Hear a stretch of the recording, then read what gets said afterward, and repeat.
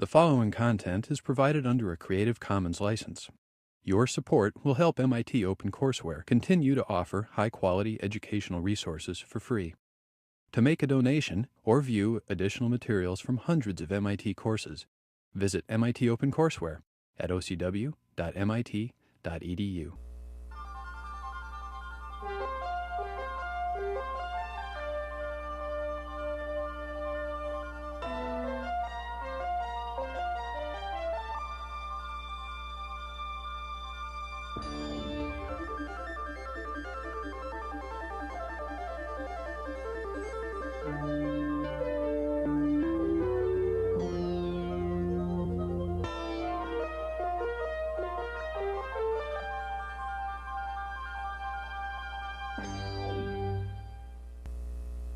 Over the past several lectures, we've developed a representation for linear time invariant systems.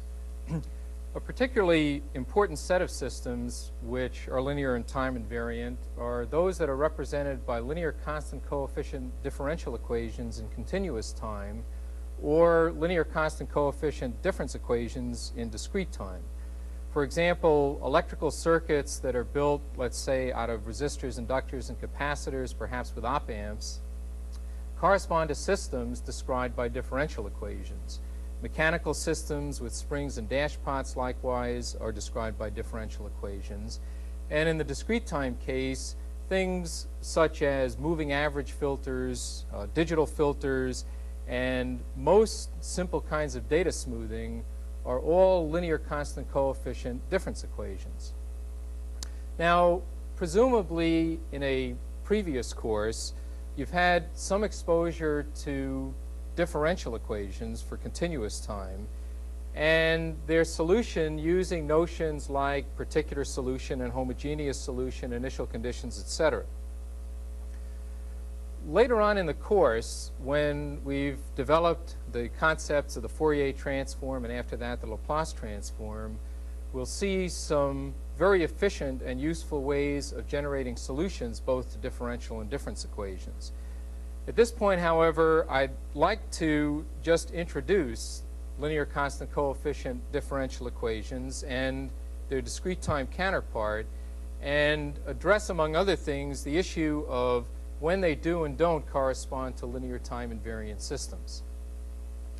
Well, let's first consider what I refer to as an nth order linear constant coefficient differential equation, as I've indicated here. And what it consists of is a linear combination of derivatives of the system output, y of t, equal to a linear combination of derivatives of the system input, x of t. And it's referred to as a constant coefficient equation, of course, because the coefficients are constant, in other words, not assumed to be time varying. And it's referred to as linear because it corresponds to a linear combination of these derivatives, not because it corresponds to a linear system. And in fact, as we'll see, or as I'll indicate, this equation may or may not, in fact, correspond to a linear system. In the discrete time case, the corresponding equation is a linear constant coefficient difference equation, and that corresponds to, again, a linear combination of delayed versions of the output equal to a linear combination of delayed versions of the input. This equation is referred to as an nth order difference equation, the n referring to the number of delays of the output involved, just as an nth order differential equation, the n, or the order of the equation, refers to the number of derivatives of the output. Now let's first begin with linear constant coefficient differential equations. And the basic point of the solution for the differential equations is the fact that if we've generated some solution, which I refer to here as y sub p of t, some solution to the equation for a given input, then in fact we can add to that solution any other solution which satisfies what's referred to as the homogeneous equation. So in fact, this differential equation by itself is not a unique specification of the system. If I have any solution, then I can add to that solution any other solution which satisfies the homogeneous equation, and the sum of those two will likewise be a solution. And that's very straightforward to verify by simply substituting into the differential equation the sum of a particular and the homogeneous solution. And what you'll see is that the homogeneous contribution in fact goes to 0 by definition of what we mean by the homogeneous equation. Now, the homogeneous solution for a linear constant coefficient differential equation is of the form that I indicate at the bottom, and it typically consists of a sum of capital N complex exponentials, and the constants are undetermined by the equation itself.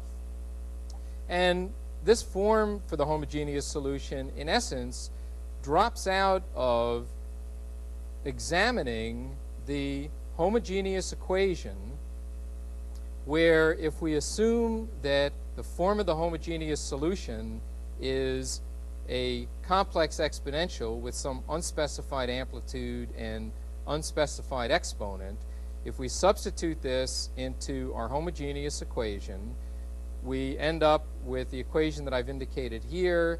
The factor a and e to the st can in fact be canceled out, and we find that that equation is satisfied for capital N values of s, and that's true no matter what choice is made for these coefficients.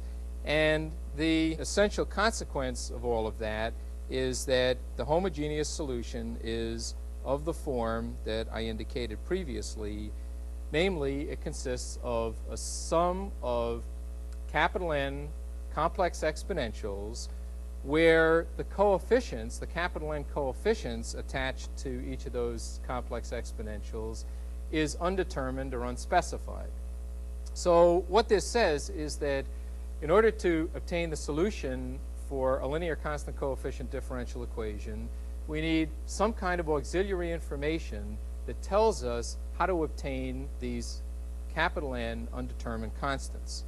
And there are a variety of ways of specifying this auxiliary information or auxiliary conditions. For example, in addition to the differential equation, what I can tell you is the value of the output and n minus one of its derivatives at some specified time t0. And so the differential equation, together with the auxiliary information, the initial conditions, then lets you determine the total solution, which namely lets you determine these previously unspecified coefficients in the homogeneous solution. Now, depending on how the auxiliary information is stated or what auxiliary information is available, the system may or may not correspond to a linear system and may or may not correspond to a linear time invariant system. One essential condition for it to correspond to a linear system is that the initial conditions must be 0. And one can see the reason for that if we refer back to the previous lecture, in which we saw that for a linear system, if we put 0 in, we get 0 out. So if x of t, the input is 0, the output must be 0. And so that, in essence, tells us that at least for the system to be linear, these initial conditions must be 0. Now, beyond that, if we want the system to be causal and linear time and time invariant, then what's required on the initial conditions is that they be consistent with what's referred to as initial rest. Initial rest says that the output must be 0 up until the time that the input becomes non-zero. And we can see, of course, that that's consistent with the notion of causality, as we talked about in the previous lecture. And it's relatively straightforward to see that if the system is causal and linear in time invariant, that will require initial rest. It's somewhat more difficult to see that if we specify initial rest, then that in fact is sufficient to determine that the system is both causal and linear and time invariant. But the essential point then is that it requires initial rest for both linearity and causality. Okay, well, let's look at an example, and let's take the example of a first-order differential equation as I've indicated here.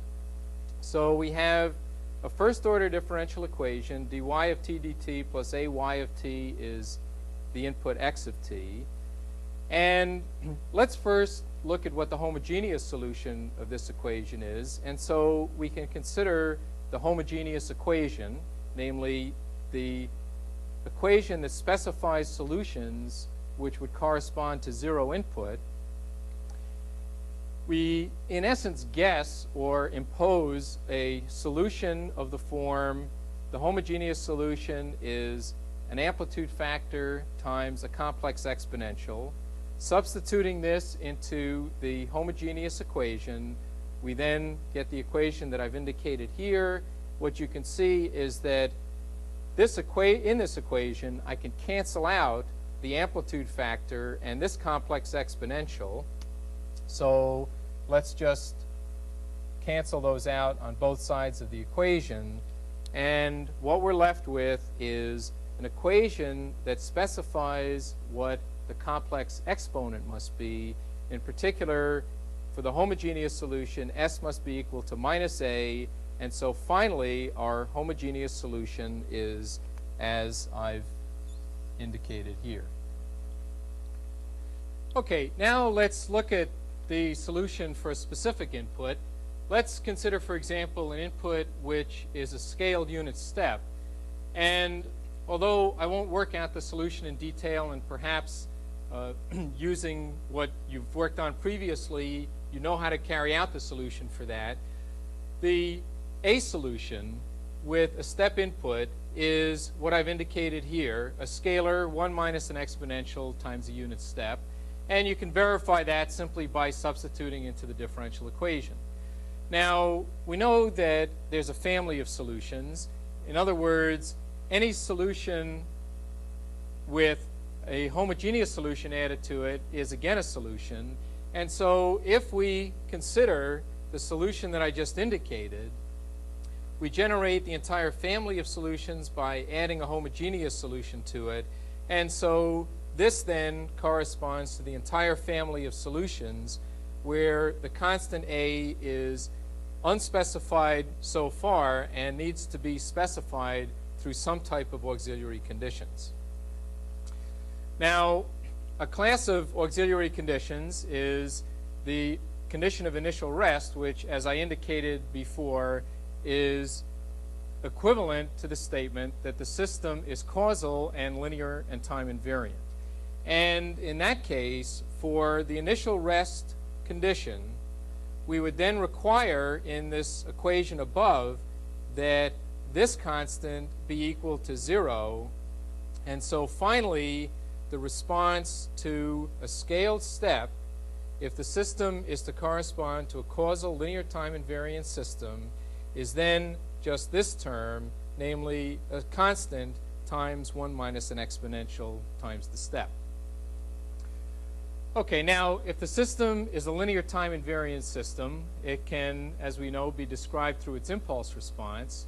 And as you've worked out previously in the video course manual, for a linear time invariant system, the impulse response is the derivative of the step response. And just to quickly remind you of where that result comes from, in essence, we can consider two linear time invariant systems in cascade, one a differentiator, the other the system that we're talking about, described by the differential equation.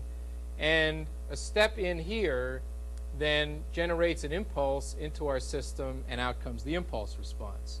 Well, just using the fact that these are both linear time invariant systems and they can be cascaded in either order, then means that if we have the step response to our system, and that goes through the differentiator, what must come out again is the impulse response.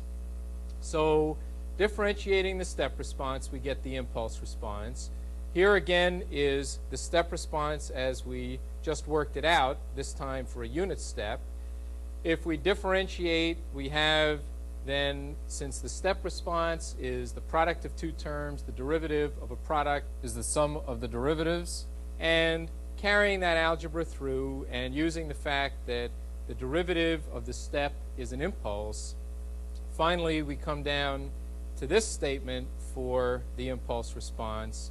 And then recognizing that this is a time function times an impulse, and we know that a time function times an impulse takes on the value at the time that the impulse occurs, then this term is simply 0, and the impulse response then finally is an exponential of this form. And this is a decaying exponential for a positive. It's a growing exponential for a negative. And recall that, as we talked about previously, a system, a linear time invariant system is stable if its impulse response is absolutely integrable. For this particular case, this impulse response is absolutely integrable provided that the exponential factor a is greater than 0. Okay, so what we've seen then is the impulse response for a system described by a linear constant coefficient differential equation where, in addition, we've imposed causality, linearity, and time invariance essentially through the initial conditions of initial rest. Now, pretty much the same kinds of things happen with difference equations as we've gone through with differential equations. In particular, again, let me remind you of the form of an nth order linear constant coefficient difference equation. It's as I indicate here, and again, a linear combination, this time of delayed versions of the output equal to a linear combination of delayed versions of the input. Once again, the difference equation is not a complete specification of the system, because we can add to the response any homogeneous solution. In other words, any solution that satisfies the homogeneous equation, and the sum of those will also satisfy the original difference equation. So if we have a particular response that satisfies the difference equation, then adding to that any response that is a solution to the homogeneous equation will also be a solution to the total equation. The homogeneous solution, again, is of the form of a linear combination of exponentials. Here we have the homogeneous equation. As with differential equations, we can guess or impose solutions of the form a times an exponential. When we substitute this into the homogeneous equation, we then end up with the equation that I've indicated here. We recognize again that a, the amplitude, and z to the n, this exponential factor, cancel out. And so this equation is satisfied for any values of z that satisfy this equation. And there are n roots, z1 through zn. And so finally, the form for the homogeneous solution is a linear combination of capital N exponentials, where capital N is the order of the equation. With each of those exponentials, the amplitude factor is undetermined and needs to be determined in some way through the imposition of appropriate initial conditions or boundary conditions. So the general form then for the solution to the difference equation is a sum of exponentials plus any particular solution. It's through auxiliary conditions that we determine these coefficients. We have n undetermined coefficients, and so we require capital N auxiliary conditions. For example, some set of values of the output at n distinct instants of time. Now this was the same as with differential equations. In the case of differential equations, we talked about specifying the value of the output and its derivatives, and there we indicated that for linearity what we required is that the auxiliary conditions be 0, and the same thing applies here for the same reason, namely if the system is to be linear, then the response, if there's no input, must be equal to 0.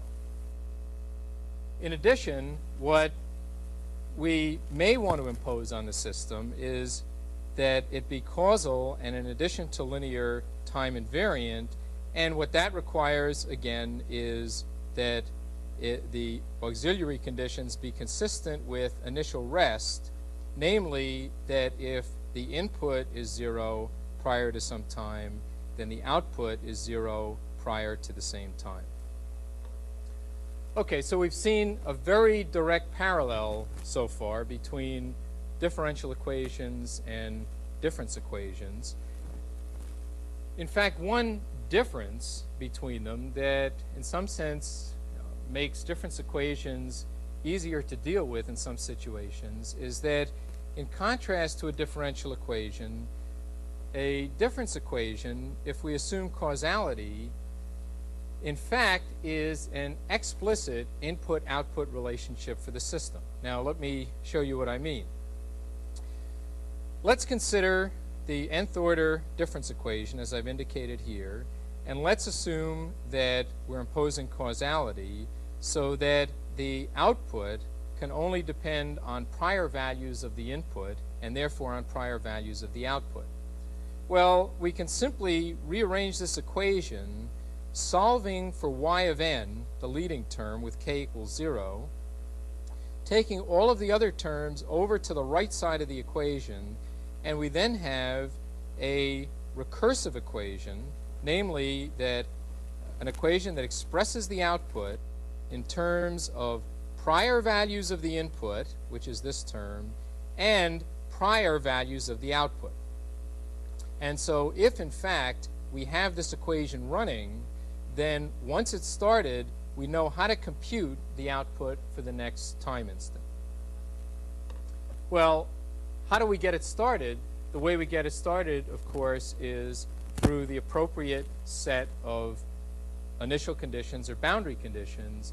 And if, for example, we assume initial rest corresponding to a causal linear time invariant system, then if the input is 0 up until some time, the output must be 0 up until that time, and that, in essence, helps us get the equation started. Well, let's look at this specifically in the context of a first-order difference equation. So let's take a first-order difference equation, as I've indicated here. And so we have an equation that tells us that y of n minus a times y of n minus 1 is equal to x of n. Now, if we want this to correspond to a causal linear time invariant system, we impose initial rest on it. We can rewrite the first order difference equation by taking the term involving y of n minus 1 over to the right-hand side of the equation. All right, now this gives us a recursive equation that expresses the output in terms of the input and past values of the output. And since we've imposed causality, and if we're talking about a linear time invariant system, we can now inquire as to what the impulse response is. And we know, of course, that the impulse response tells us everything that we need to know about the system. Okay, so let's choose an input, which is an impulse. So the impulse response is delta of n, corresponding to the x of n up here, plus a delta of, this should be h of n minus 1, and let me just correct that. This is h of n minus 1. So we have the impulse response as delta of n plus a times h of n minus 1. Now, from initial rest, we know that since the input, namely an impulse, is 0 for n less than 0, the impulse response is likewise 0 for n less than 0. And now let's work out what h of 0 is. Well, h of 0 with n equals 0 is delta of 0 plus a times h of n minus 1. h of n minus 1 is 0, and so h of 0 is equal to 1. Okay, now that we have h of 0, we can figure out h of 1 by running this recursive equation. So h of 1 is delta of 1, which is 0, plus a times h of 0, which we just figured out is 1. So h of 1 is equal to a. And if we carry this through, we'll have h of 2 equal to a squared, and this will continue on. And in fact, what we can recognize by looking at this and how we would expect these terms to build, we would see that the impulse response, h of n, in fact, is of the form a to the n times u of n. And we also can recognize then that this corresponds to a stable system if and only if the impulse response, which is what we've just figured out, if and only if the impulse response is absolutely summable, and what that will require is that the magnitude of A be less than 1. Okay, now we imposed causality, linearity, and time invariance and generated a solution recursively. And now, of course, if we want to generate the more general set of solutions to this difference equation, we can do that by adding all of the homogeneous solutions, namely all the solutions that satisfy the homogeneous equation. So here we have the causal linear time invariant impulse response. In fact, with an impulse input, all of the possible solutions are that impulse response plus the homogeneous solutions. The homogeneous solution is the solution that satisfies the homogeneous equation. That will, in general, be of the form an amplitude factor times an exponential factor. And if we substitute this into this equation, then we see that the homogeneous equation is satisfied for any values of A and any values of Z that satisfy this equation. Again, as we did with differential equations, the factor A cancels out. And also, in fact, I can cancel out a Z to the n there and a Z to the n here. And so what we're left with is a statement that tells us then that the homogeneous solution is of the form AZ to the n for any value of capital A and any value of Z that satisfies this equation, and that value of Z in particular is Z equal to A. So the homogeneous solution then is any exponential of this form with any amplitude factor, and so the family of solutions with an impulse input is the solution corresponding to the system being causal, linear, and time invariant plus the homogeneous term. If we impose causality, linearity, and time invariance on the system, then of course that additional exponential factor will be 0. In other words, capital A is equal to 0. Okay, now we've seen the differential equations and difference equations in terms of the fact that there are families of solutions, and in order to get causality, linearity, and time invariance requires imposing a particular set of initial conditions, namely imposing initial rest on the system. Let's now look at the difference equation and then later the differential equation interpreted in block diagram terms. Now, the difference equation, I've just simply repeated here, is y of n is x of n plus a y of n minus 1, where I've taken the delay term over to the right-hand side of the equation. So in effect, what I'm imposing on this system is causality. I'm assuming that if I know the past history of the input and the output, I can determine the next value of the output. Well, we can in fact draw a block diagram that represents that equation. The equation says we take x of n for any given value of n, say n0, whatever value we're computing the output for. We take the input at that time and add to it the factor a times the output value that we calculated last time. So if we have x of n, which is our input, and if we have y of n, which is our output, we in fact can get y of n by taking the last value of y of n, indicated here by putting y of n through a delay, multiplying that by the factor a, and then adding that result to the input, and the result of doing that is y of n.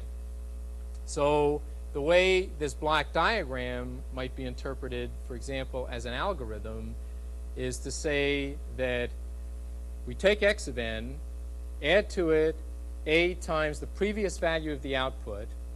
That sum gives us the current value of the output, which we then put out of the system and also put into a delay element, or basically into a storage register, to use on the next iteration of recursion.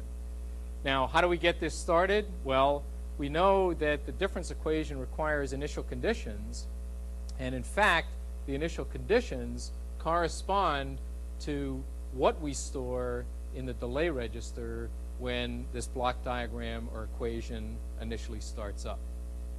Okay, now let's look at this for the case of difference equations more generally. So what we've said is that we can calculate the output by having previous values of the input, previous values of the output, and forming the appropriate linear combination. So let's just build up the more general block diagram that would correspond to this. And what it says is that we want to have a mechanism for storing past values of the input and a mechanism for storing past values of the output. And I've indicated that on this figure so far by a chain of delay elements, indicating that what the output of each delay is the input delayed by one time instant or interval.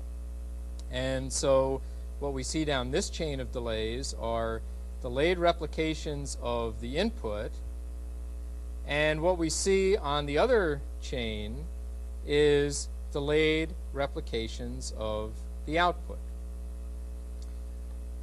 Now, the difference equation says that we want to take these and multiply them by the appropriate coefficients, the coefficients in the difference equation.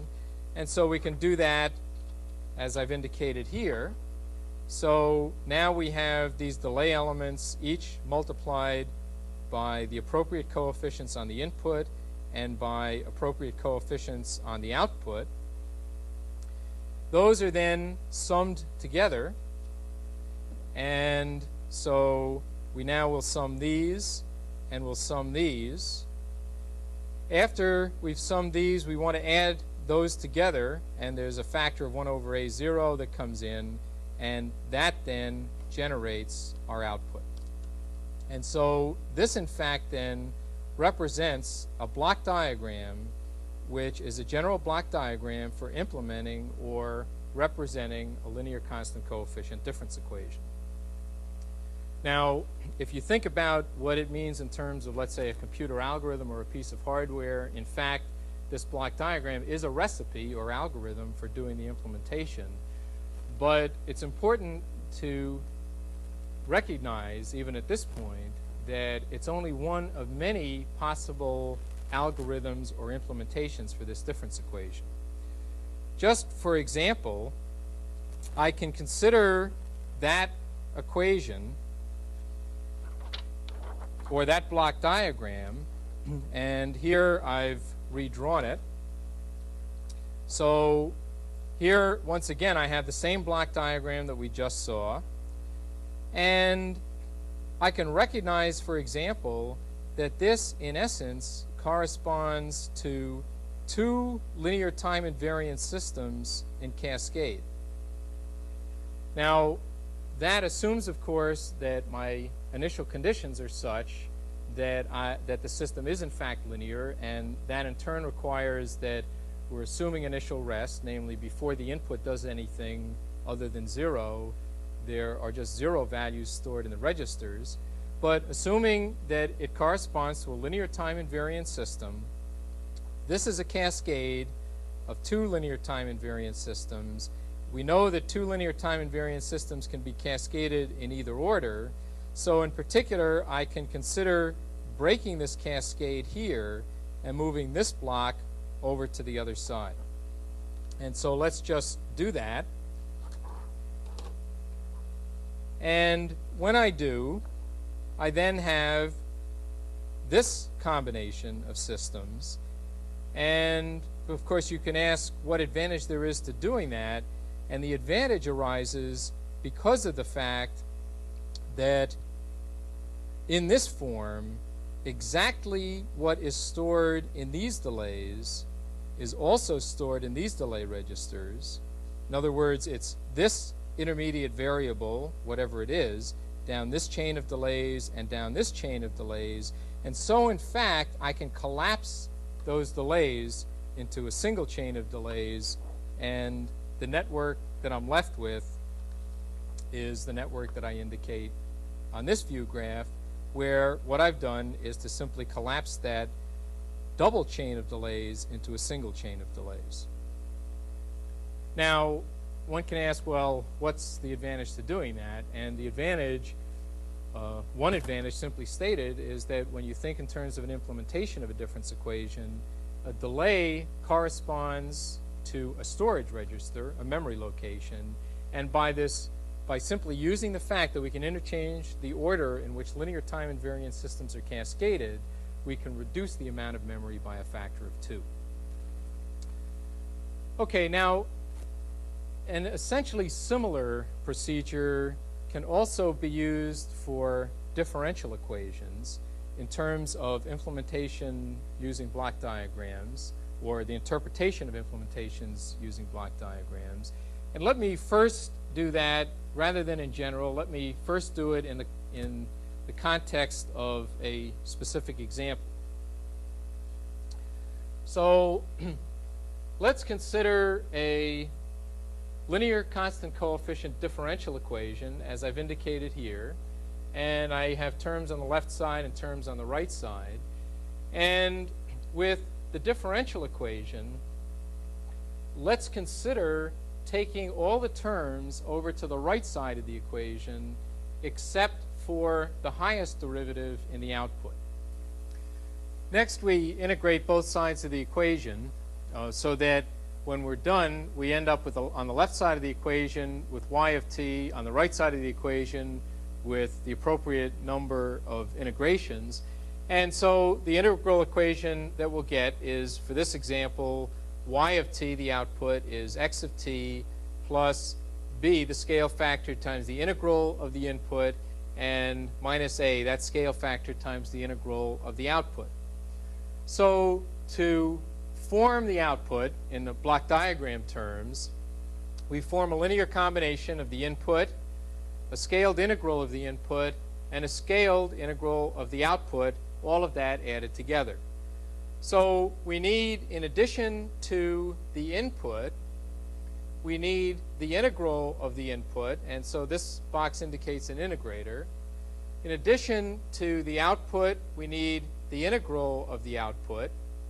And now to form y of t, we multiply the integrated input by the scale factor b and add that to x of t, and we take the integrated output multiplied by minus a and add to that the result of the previous addition, and according to the integral equation, then that forms the output.